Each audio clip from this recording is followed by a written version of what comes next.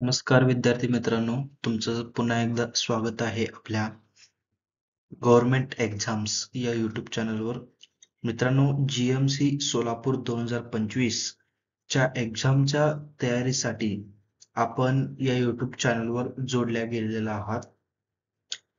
तर मित्रांनो, मागच्या 2 व्हिडिओमध्ये आपण मराठी व्याकरणाचे नामाचे प्रकार, त्यानंतर सर्वनाम आणि सर्वनामाचे प्रकार अशा पद्धतीनं आपण व्हिडिओज अपलोड केलेले होते. तर आज आपण शिकणार आहोत मित्रांनो, क्रियापद आणि त्यांचे प्रकार काय आहेत. क्रियापद आणि क्रियापदाचे विविध प्रकार उदाहरणासह आपण आजच्या व्हिडिओमध्ये बघणार आहोत. तर व्हिडिओ शेवटपर्यंत नक्की बघा. आणि मित्रांनो, गव्हर्नमेंट एक्झाम्स या यूट्यूब चॅनलला सबस्क्राईब करून ठेवा मित्रांनो. कारण काय आहे, तर आपण येणाऱ्या महिनाभरामध्ये पूर्णपणे GMC सोलापूर 2025चं सिलेबस पूर्ण करण्याचा प्रयत्न करणार आहोत मित्रांनो. त्यामुळे चॅनलला आत्ताच सबस्क्राईब करून ठेवा मित्रांनो. चला तर मग पाहूया आजच्या व्हिडिओमध्ये क्रियापद आणि क्रियापदाचे विविध प्रकार. तर मित्रांनो, क्रियापद आणि क्रियापदाचे विविध प्रकार समजून घेण्याआधी आपल्याला काही गोष्टी समजून घेणं खूप गरजेचं आहे मित्रांनो. कारण काय आहे, क्रियापदामध्ये ज्यावेळेस आपण त्याचे प्रकार आणि ज्यावेळेस त्याचे क्रियापद काय आहे समजून घेत असतो, त्यावेळेस काही गोष्टी परत परत रिपीट होत असतात. त्या गोष्टी समजून घेणं खूप गरजेचं आहे. त्यामध्ये आपण बघणार आहोत कर्ता आणि कर्म. कर्ता म्हणजे काय असतो आणि कर्म म्हणजे काय असतो याचा आपण माहिती आज घेणार आहोत मित्रांनो. तर बघूया आपण कर्ता म्हणजे काय. तर मित्रांनो, व्याख्या बघा. वाक्यात क्रियापदाची क्रिया करणारा शब्द म्हणजे कर्ता होय. काय म्हणलेलं बघा मित्रांनो, वाक्यात क्रियापदाची क्रिया करणारा शब्द म्हणजे कर्ता होय. म्हणजे काय करायचं मित्रांनो, या ठिकाणी जो क्रियापद असतो वाक्यामध्ये त्याला आपण कोण म्हणायचं, कोण हे प्रश्न विचारायचं. कोण हे प्रश्न विचारलं की त्याचं जो उत्तर येतो त्याला आपण कर्ता असे म्हणतो. एवढं सुद्धा लक्षात ठेवलं तरी तुम्ही या ठिकाणी कर्ता कोण आहे हे तुम्ही ओळखू शकता. पुढे म्हणलेलंच त्यांनी बघा, म्हणजेच वाक्यात कोण किंवा कुणी हा प्रश्न विचारल्यावर जो शब्द उत्तरात मिळतो तो कर्ता होय. म्हणजे वाक्यात कोण आणि कुणी हे दोन शब्दांनी जर उत्तर आपण विचारलं, प्रश्न विचारलं, तर आपल्याला जो उत्तर मिळतो त्याला आपण कर्ता असे म्हणतो. उदाहरण बघा मित्रांनो, म्हणजे तुम्हाला कळून जाईल. राम शाळेत जातो. जातो बरोबर आहे. कोण जातो? राम. हे राम या ठिकाणी काय झाला? कर्ता झाला मित्रांनो. पुढचे एक वाक्य आहे, सीता पुस्तक वाचते. या ठिकाणी कोण वाचते? कोण वाचते या ठिकाणी? सीता. सीता हे जे आहे मित्रांनो, याला आपण कर्ता म्हणतो मित्रांनो. कळून गेलं असेल मित्रांनो तुम्हाला. कर्ता म्हणजे वाक्यामध्ये क्रिया करणारी व्यक्ती. ओके. तर पुढे बघूया आपण मित्रांनो, कर्म म्हणजे काय. व्याख्या बघा. वाक्यातील क्रियापदाची क्रिया ज्याच्यावर होते त्या तो शब्द म्हणजे कर्म होय. बघा मित्रांनो, वाक्यातील क्रियापदाची क्रिया ज्याच्यावर होते तो शब्द म्हणजे कर्म होय. वाक्यात बघा, काय, कोणाला, कुठे असे प्रश्न विचारल्यावर जे उत्तर मिळते ते कर्म असते. या ठिकाणी काय म्हणायचं मित्रांनो, वाक्यामध्ये ज्याच्यावर क्रिया घडते त्याला आपण कर्म म्हणतो. हा, या ठिकाणी बघा, उदाहरणावरून तुम्हाला लक्षात येईल मित्रांनो. राम आंबा खातो. या ठिकाणी मित्रांनो, काय खातो? आंबा खातो. हे जे आंबा आहे मित्रांनो, हे कर्म झालं या ठिकाणी वाक्यात मित्रांनो. जर आपल्याला कर्ता जर विचारलं असतं तर कोण खातो? कोण खातो? राम खातो. राम हे कर्ता झाला आणि आंबा काय खातो? हे आंबा झाला मित्रांनो. आंबा खातो. आंबा हे कर्म आहे मित्रांनो. बघा मित्रांनो, कर्ता आणि कर्ममध्ये कर्ता जो असतो तो एखादा व्यक्ती असतो आणि कर्म जो असतो ते एखादा वस्तू किंवा एखादा ठिकाण किंवा एखादा गोष्ट या ठिकाणी वाक्यात असतो मित्रांनो. या ठिकाणी बघा, राम आंबा खातो, याला काय म्हणायचं? काय खातो? आंबा खातो. आंबा जे आहे मित्रांनो, हे कर्म आहे मित्रांनो. पुढे बघा, सीता फुलं तोडते. सीता हे कर्ता झाल्या, मागच्या उदाहरणामध्ये पण आपण बघितलं. तर या ठिकाणी बघा, काय तोडते? फुलं तोडते. हे जे फूल आहे मित्रांनो, फूल, याला आपण कर्म असे म्हणतो मित्र. एवढं लक्षात ठेवून घ्या. वाक्यामध्ये क्रिया ज्याच्यावर घडते त्याला आपण कर्म असे म्हणतो, आणि क्रिया जो करणारा असतो त्याला आपण कर्ता असे म्हणतो. पुढे जाऊयात मित्रांनो. आता आपण समजून घेऊया मित्रांनो, क्रियापद काय आहे. क्रियापद कोणाला म्हणतात? वाक्याची क्रिया दाखवणाऱ्या आणि वाक्याचा अर्थ पूर्ण करणाऱ्या विकारी शब्दाला क्रियापद म्हणतात. लक्षात ठेवून घ्या. क्रिया दर्शवलेली असते, त्या शब्दावरून आपल्याला क्रिया दिसते मित्रांनो, आणि तो वाक्याचा अर्थ पूर्ण करणारा असतो. उदाहरण बघूया. राम खातो. राम खातो. हे खाणं जे आहे मित्रांनो, खाणं ही आपली क्रिया आहे मित्रांनो. क्रिया म्हणून हा क्रियापद आहे शब्द मित्रांनो. सीता वाचते. वाचन करून ही एक क्रिया आहे. याला आपण वाचते, हे जे शब्द आहे यामध्ये क्रियापद आहे मित्रांनो. पुढं, मुले खेळतात. खेळणं हे जे आहे मित्रांनो, हे क्रिया आहे मित्रांनो. पळणे, बसणे, उठणे, झोपणे, हे सगळे क्रियापदाचे उदाहरण आहेत मित्रांनो. क्रियापद म्हणजे शब्दावरून आपल्याला एखादी क्रिया, एखादी मुवमेंट आपल्याला लक्षात येत असते मित्रांनो. एवढं लक्षात ठेवा तुम्ही मित्रांनो. पुढे जाऊया मित्रांनो. यामध्येच अजून एक शब्द असतो, धातू. धातू काय असतो मित्रांनो? तर क्रियापद तुम्हाला माहित आहे, जे क्रिया दाखवणारा शब्द असतो त्याला आपण क्रियापद म्हणतो.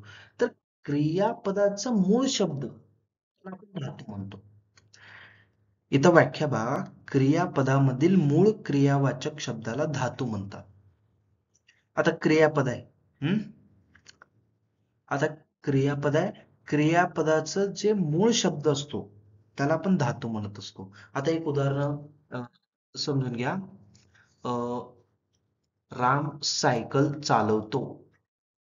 हे जे चालवतो मित्रांनो, चालवतो, याचं मूळ शब्द चालवणे. मूळ शब्द चालवतो हे बरोबर आहे. वाक्यानुसार आपण त्यामध्ये प्रत्यय वगैरे लावून आपण चेंजेस केलेले आहेत मित्रांनो. परंतु हे चालवणं हे जे आहे मित्रांनो, याला आपण धातू असे म्हणतो. मूळ शब्द, क्रियामधील मूळ शब्द. आता उदाहरणावरून बघा, करतो मधील धातू कर. करतो हे मूळ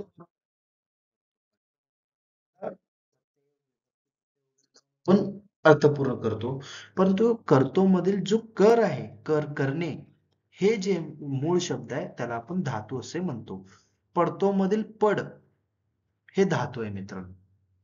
पडतो हे क्रियापद बरोबर आहे, परंतु यामधील मूळ शब्द जे आहे मित्रांनो त्याला आपण पड जो हे मूळ शब्द असतो त्याला आपण धातू म्हणतो. कळून गेलं असेल मित्रांनो तुम्हाला, कर्ता म्हणजे काय, कर्म म्हणजे काय, क्रियापद म्हणजे काय, आणि धातू म्हणजे काय. या चार गोष्टी आपण आधी क्रियापदाचे प्रकार शिकण्याआधी शिकलेलो आहोत मित्रांनो. पुढे वळूया. आता आपण मेन आता क्रियापदाचे प्रकार शिकणार आहोत मित्रांनो. तर आपण क्रियापदाचे मुख्य प्रकार एकूण 6 आहेत मित्रांनो. त्यामध्ये पहिला आहे सकर्मक क्रियापद, दुसरा आहे अकर्मक क्रियापद, तिसरा आहे सहाय्यक क्रियापद, चौथा आहे संयुक्त क्रियापद, पाचवा आहे प्रयोजक क्रियापद, सहावा आहे शक्य क्रियापद. असे एकूण 6 प्रकार क्रियापदाचे आढळतात मित्रांनो. एक एक क्रियापदाचं डिटेलमध्ये आपण या ठिकाणी व्याख्या आणि कसं ओळखायचं, कोणत्या प्रकारचं क्रियापद आहे, हे आपण पुढे बघणार आहोत मित्रांनो. तर त्यामधलं पहिलं आहे मित्रांनो सकर्मक क्रियापद. ओके. आता सकर्मक क्रियापद म्हणजे काय असतो मित्रांनो, आधी आपण व्याख्या बघू आणि त्यानंतर उदाहरणं बघू. उदाहरणावरून तुम्हाला चांगल्या पद्धतीने क्लिअर होऊन जाईल मित्रांनो. तर पुढे बघा, व्याख्या बघा काय केलेलं आहे. ज्या क्रियापदाचा अर्थ पूर्ण होण्यासाठी कर्माची गरज असते त्याला सकर्मक क्रियापद म्हणतात. क्रियापद आहे, त्याचा अर्थ पूर्ण करायचा आहे आपल्याला. अर्थ पूर्ण करण्यासाठी कर्माची गरज असते. कर्म म्हणजे क्रिया ज्याच्यावर घडत आहे. काय? क्रिया ज्याच्यावर घडत आहे त्याला आपण कर्म म्हणतो. गरज असते, कर्माची गरज लागते त्या ठिकाणी, त्याला आपण सकर्मक क्रियापद म्हणजे सकर्म म्हणजे क्रिया असणे, कर्माची गरज लागते या ठिकाणी, तर आपण सकर्मक क्रियापद असे म्हणतो. ओके. पुढे बघा, उदाहरणावरून आपण बघूया मित्र. राम आंबा खातो. ओके.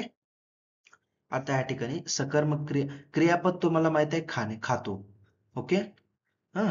आता इथं म्हणलं तर आता राम खातो एवढंच म्हणलं तर चालतंय का मग मित्रांनो? तुम्ही म्हणणार आता राम खातो, काय खातो?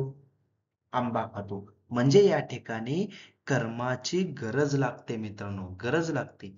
राम खातो म्हणलं तर वाक्याचा अर्थ पूर्ण होत नाही. हा क्रियापद आहे, या क्रियापदाचा अर्थ पूर्ण करण्यासाठी आंबा कर्माची गरज लागते, म्हणून आपण याला सकर्मक क्रियापद म्हणतो. इथं खातो याला आपल्याला आंबाची जोड द्यावी लागते, म्हणून आपल्याला या ठिकाणी सकर्मक क्रियापद असे या शब्दाला म्हणत असतो मित्रांनो. ओके. ती पत्र लिहिते. आता इथं चालतंय का? ती लिहिते. आपण जनरल म्हणतो ती लिहिते. आता समोरच्याच प्रश्न असणार, काय लिहिते? पत्र लिहिते, निबंध लिहिते, स्वाध्याय लिहिते, काय तर लिहित असणार. मग त्यामुळं हे जे लिहिणं हे क्रियापद आहे, याचा अर्थ पूर्ण करण्यासाठी कर्म म्हणजे पत्र या ठिकाणी याची गरज लागते, म्हणून याला आपण सकर्मक क्रियापद म्हणतो. पुढचं एक उदाहरण, तिसरं उदाहरण आपण बघूया मित्रांनो. सुरेश गाणे गातो. ओके. सुरेश गाणे गातो, बरोबर आहे. आता गातो हे एक क्रिया आहे. काय गातो? हे जे गाणे आहे याला मदत करतो गातोला, म्हणून आपण याला सकर्मक क्रियापद असे म्हणतो. पुढे आहे, मी एक चित्रपट पाहिला. पाहणं हे क्रिया आहे मित्रांनो. काय पाहिलं? चित्रपट. हे जे चित्रपट आहे हे कर्म आहे मित्रांनो. या हे कर्म क्रियापदाला मदत करते, सहाय्य करणार असते, म्हणून याला आपण सकर्मक क्रियापद असे म्हणतो. आईने मला लाडू दिला. दिला हे देणे हे क्रिया आहे. काय दिला? लाडू. लाडू जे आहे हे कर्म आहे, आणि हे कर्म क्रियापदाला मदत करतो वाक्याचा अर्थ पूर्ण करण्यासाठी, म्हणून त्याला आपण सकर्मक क्रियापद असे म्हणतो.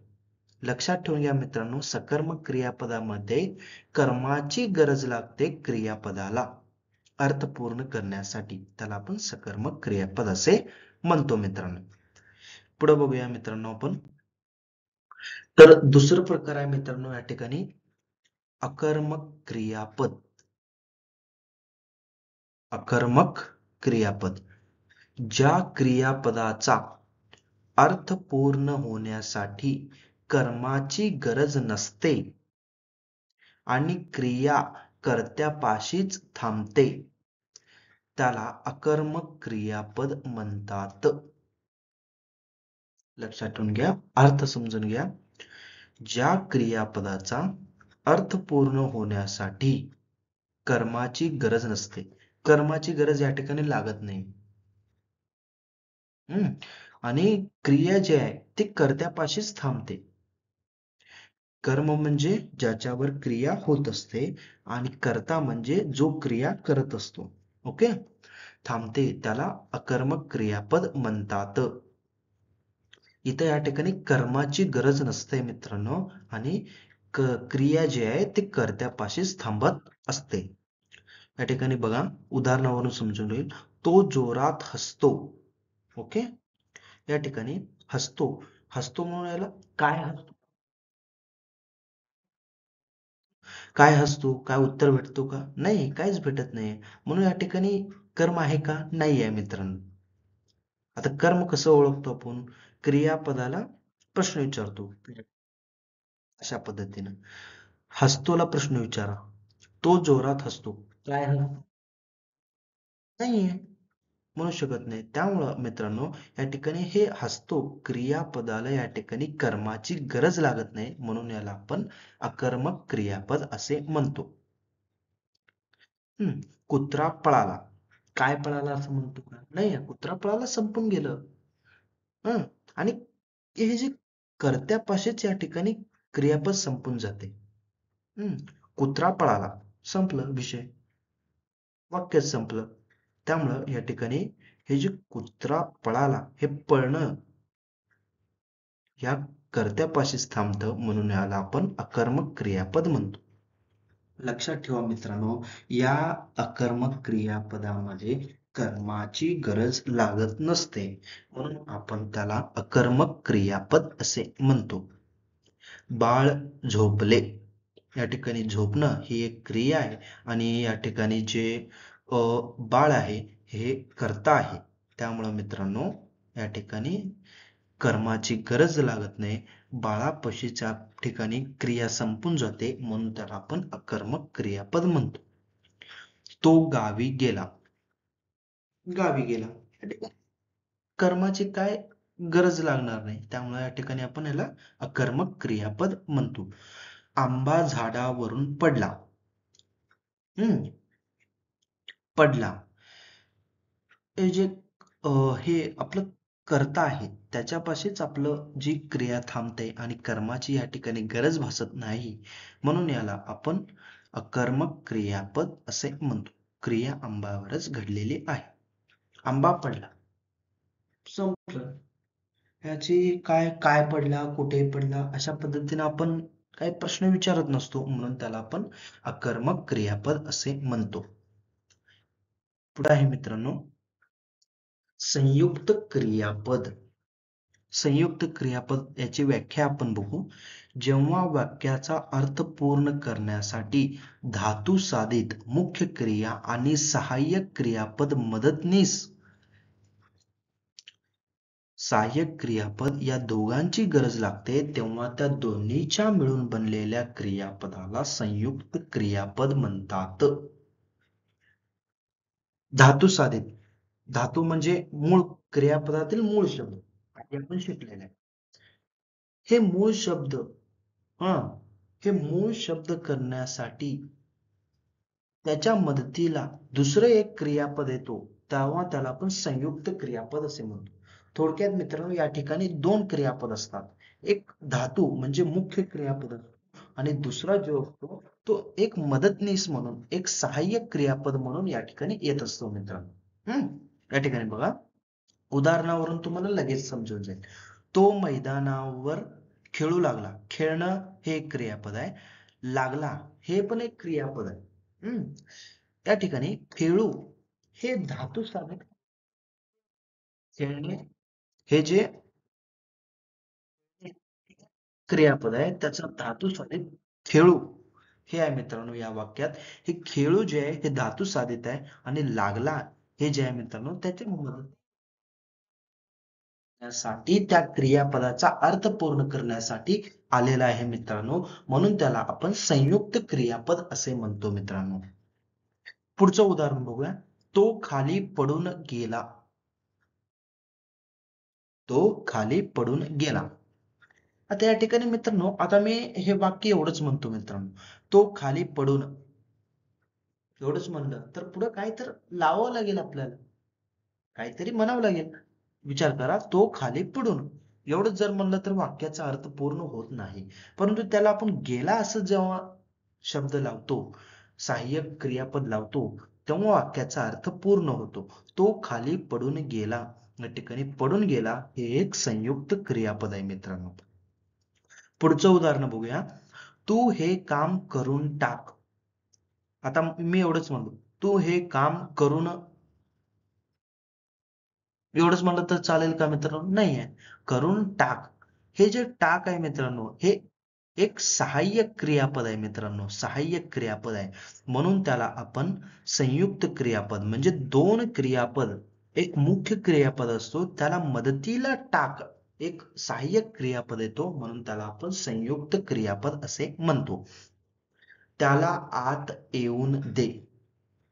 त्याला आत येऊन एवढंच म्हणलं तर चालत नसतो मित्रांनो. दे हे जे मित्रांनो, हे जे मदतीला येतो सहाय्यक क्रियापद, या दोन्ही क्रियापदाला आपण संयुक्त क्रियापद असे म्हणतो मित्रांनो. त्यानंतर पुढे आहे, ती पुस्तक वाचत आहे.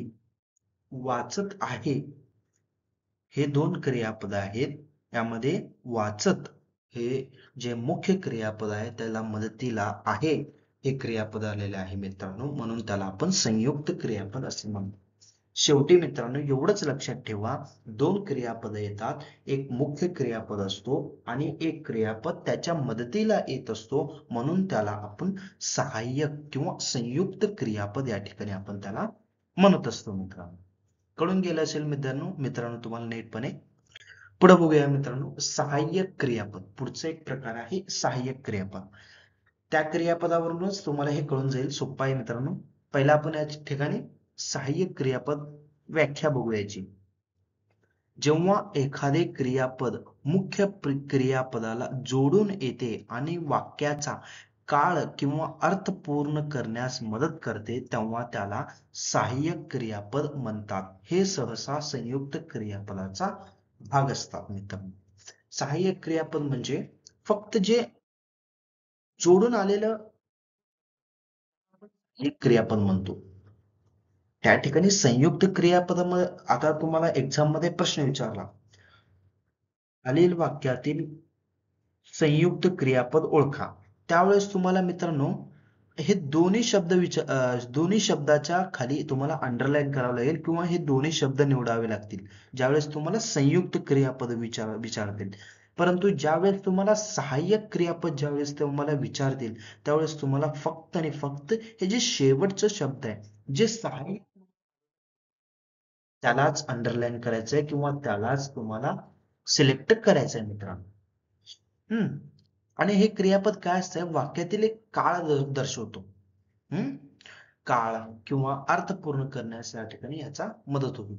मुख्य सहाय्यक क्रियापदे काय काय आहेत बघा मित्रांनो, आहे, होता, असेल, लागला, पाहिजे, नको, नये, दे, अशा पद्धतीने हे सहाय्यक क्रियापद या ठिकाणी आहेत मित्रांनो.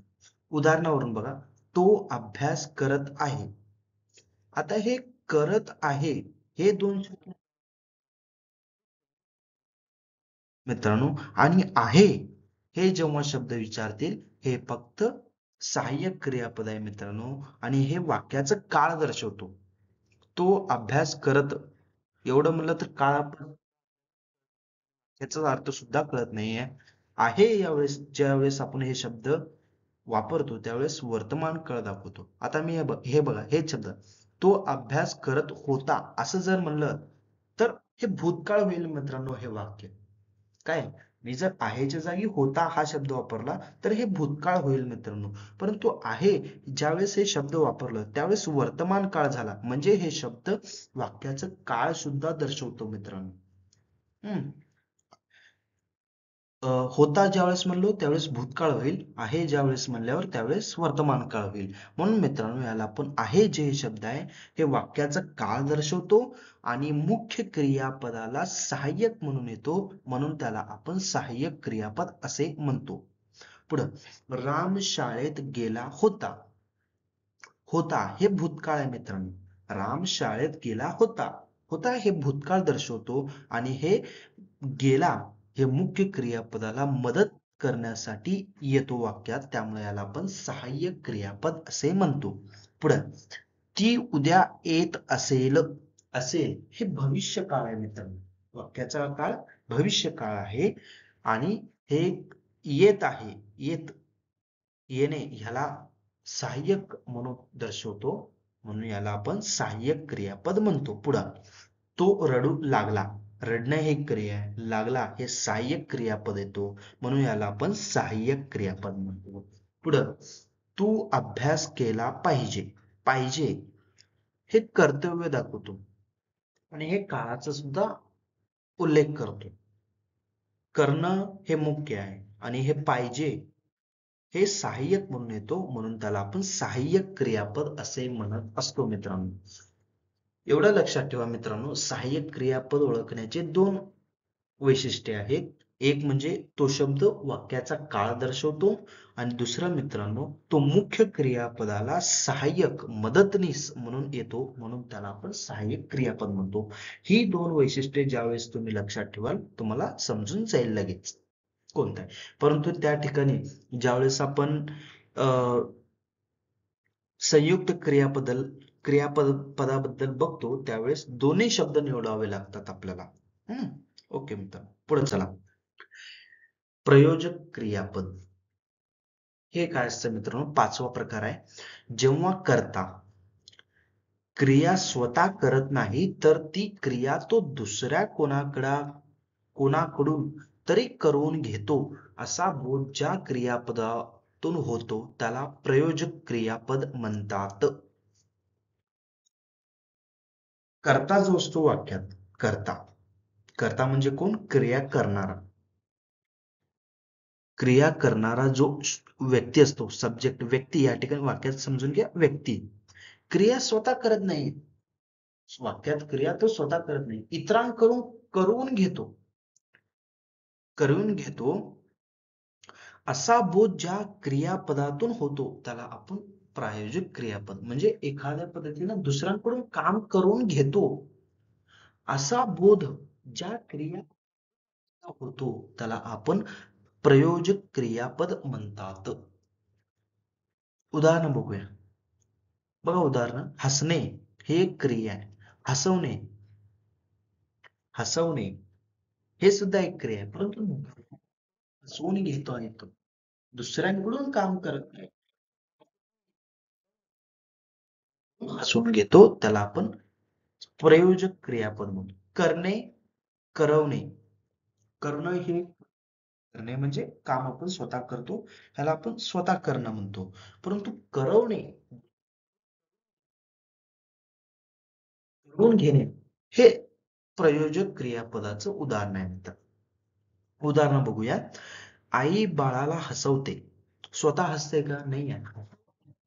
हसवते हे बरोबर आहे, आई हसवत आहे, परंतु स्वतः हसत नाही, बाळ हसवून घेत आहे, म्हणजे दुसऱ्यांकडून. आई स्वतः या ठिकाणी हसत नाहीये, ती बाळाला हसण्याची क्रिया करायला लावते, म्हणून याला आपण हसवते हे जे आहे हे प्रयोजक क्रियापद आहे मित्रांनो. तो सायकल चालवतो, या ठिकाणी व्यक्ती स्वतः चालवते का? नाहीये, तो चालवतो, दुसऱ्यांकडून क्रिया करून घेणाऱ्या शब्दाला आपण प्रयोजक क्रियापद म्हणतो. स्वतः चालत नाही, सायकलला चालवण्यास भाग पडतो, ते चालवतो. आई मुलाला घास भरवते, स्वतः भरून घेते का? नाही, मुलाला भरवते, म्हणून दुसऱ्यांकडून या ठिकाणी प्रयोजक क्रियापद. शिक्षक विद्यार्थ्यांकडून धडा वाचून घेतात, वाचून घेतात हे जे आहे हे प्रयोजक क्रियापद आहे.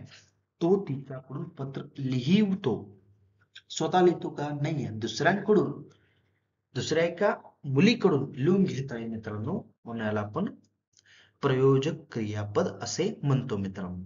काल असेल मित्रांनो, प्रयोजक क्रियापद म्हणजे काय असतो मित्रांनो? दुसऱ्या क्रिया असतो.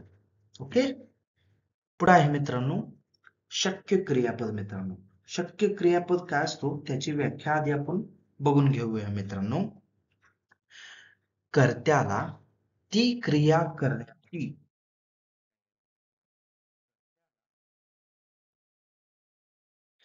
कर्त्याला ती क्रिया करण्याची शक्ती किंवा क्षमता आहे असा बोध ज्या क्रियापदातून होतो त्याला शक्य क्रियापद म्हणतात. कळालं मित्रांनो? कर्त्याला, कर्ता, कर्ता म्हणजे कोण? जी क्रिया करणारी असते व्यक्ती, व्यक्ती वाक्यात जी क्रिया करणारी व्यक्ती असते त्याला आपण कर्ता म्हणतो. शक्ती म्हणजे एखादी क्रिया करण्याची शक्ती आहे, त्याकडे क्षमता आहे असं बोध ज्या शब्दातून होतो त्याला आपण शक्य क्रियापद म्हणतो. शब्दावरूनच आहे मित्रांनो शक्य. शक्य म्हणजे मी करू शकतो अशा पद्धतीने, जेव्हा क्षमता असते, क्षमता आहे असं ज्या शब्दावरून दर्शवतो त्याला आपण शक्य क्रियापद असे म्हणतो. या ठिकाणी उदाहरण बघा. करवते, बसवते असे वते लागून येतात, हे क्रियापद वते वते लावून येतात मित्रांनो. मला आता काम करवते, काम करण्याची क्षमता आहे मित्रांनो या ठिकाणी. करवते हे जे शब्द आहे हे क्षमता दर्शवतो. मला काम करण्याची क्षमता आहे माझ्याकडे. मला आता काम करवते. आजारी माणसाला आता थोडे बसवते. हम्म हे बसवण्याची क्रिया माझ्याकडे क्षमता आहे, मी बसवू शकतो. म्हणून याला आपण शक्य क्रियापद म्हणतो. क्षमता असणे, एखादी क्रिया करण्याची क्षमता असणे याला आपण शक्य क्रियापद असे म्हणतो. मला आता डोंगर चालवतो म्हणजे डोंगर चढण्याची क्षमता आहे मित्रांनो माझ्याकडे. उन्हाळ्यामुळे जेवण खाववते नाही, खाण्याची क्षमता नाही आहे मित्रांनो या ठिकाणी. काय मित्रांनो, उन्हामुळे जेवण खाववते नाही म्हणजे खाण्याची क्षमता नाही आहे या ठिकाणी, म्हणून आपण याला क्रियापद असे म्हणतो. त्याच्याकडे पाहवते नाही, मला त्याच्याकडे पाहण्याची इच्छा नाही आहे म्हणजे क्षमता नाही आहे मित्रांनो, म्हणून आपण त्याला शक्य क्रियापद म्हणतो मित्रांनो. आता तुम्हाला कन्फ्युजन होईल शक्य क्रियापद आणि प्रयोजक क्रियापदामध्ये. मित्रांनो काही नाही आहे, तर त्यामध्ये थोडासा फरक आहे मित्रांनो.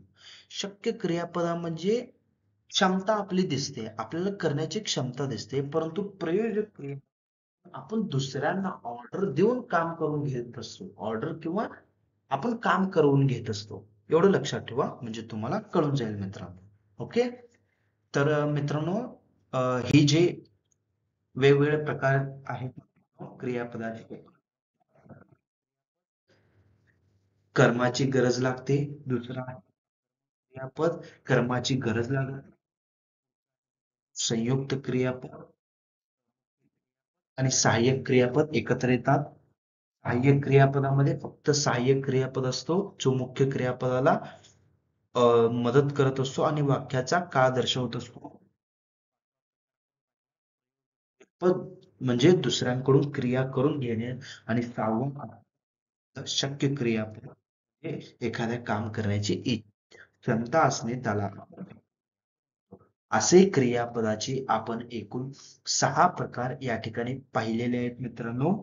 तर आपले क्रियापद आणि क्रियापदाचे प्रकार या ठिकाणी संपलेले आहेत मित्रांनो. पुन्हा भेटूया मित्रांनो पुढच्या व्हिडिओमध्ये, ज्यामध्ये आपण विशेषण आणि विशेषणाचे प्रकार आपण समजून घेणार आहोत मित्रांनो. अशाच पद्धतीचे व्हिडिओ आपण चॅनलवर दररोज अपलोड करणार आहे मित्रांनो, त्यामुळे चॅनलला सबस्क्राईब करून ठेवा मित्रांनो आत्ताच्या आत्ता, जेणेकरून तुम्हाला व्हिडिओची नोटिफिकेशन तुमच्या मोबाईलवर तुम्हाला येऊन जाईल मित्रांनो. धन्यवाद मित्रांनो, आजच्यासाठी एवढंच होतं.